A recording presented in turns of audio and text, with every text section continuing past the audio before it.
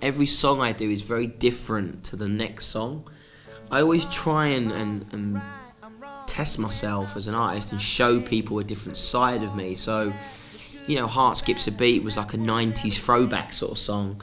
Then you got like Dance With Me Tonight, it was like a 60s old school Motown record. Then you got Troublemaker that's very modern but had a funky kind of vibe to it. Then you had like Dear Darling, which has got like a massive attack kind of feel to it. And obviously my new single, Hand on Heart, is, you know, a very traditional modern day ballad.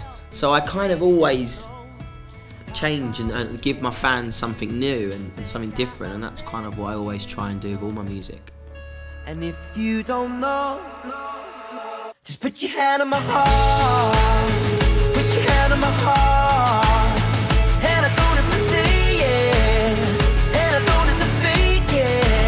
Just put your hand on my heart, put your hand on my heart, you know. The director of the Angels video came up with the idea, Vaughan, who I know well.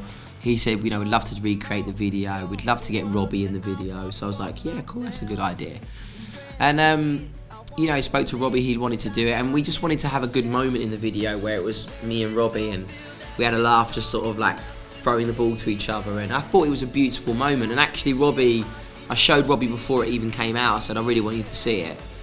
And he saw it and just said how he was really touched by it, and said how lovely it was, you know, that we generally love each other and get on well. And I think obviously he sees a lot of himself in me, yet I see a lot of him in me, so it's great. I mean, but I think what people seem to forget is that we're two very different artists. We look differently. We both come from the UK, of course, but we both perform probably in the same sort of manner, but our songs are so different. I mean, Dear Darling is very different to Angels, you know. Candy is very different to Troublemaker. You know, Heart Skips a Beat is very different to No Regrets, you know. So we have very different genres of music, but we have a very similar personality. The table's set for two, but I'm the only one. Oh, Georgia's amazing. She was lovely. To be honest with you, I didn't know much about her until I came here. And then I got to meet her, and she was lovely. She was gorgeous. And she just, she played me the song. I heard it once, was like, wow, I really, really loved it. And obviously my label spoke to me and said they want to get a male vocal on the song. I'd love you to do it. So I was like, cool, let's do it. I think I learned very early on in my career that when I did the X Factor, how I was, you know, compared to, say, Justin Timberlake or Rihanna or Beyonce, like, they were here and I literally came off the X Factor and I was here.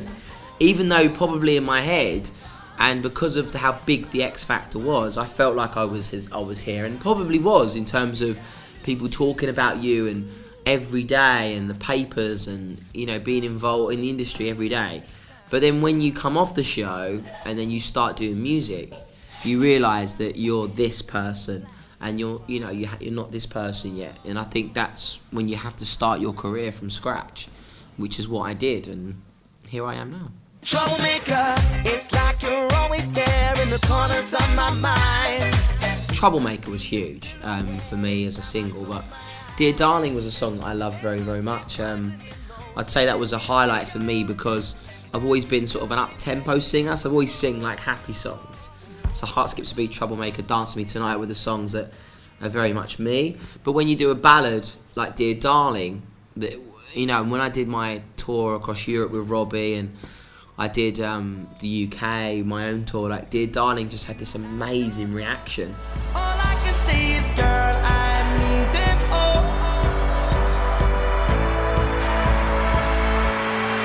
Dear darling. If you want to take your career to the next level, you need to take risks and take a chance, but still keeping the job that I've got in the UK, and that's my fan base, that's my real hardcore fan base. But it's then stepping it out and starting again. But no, I want to keep.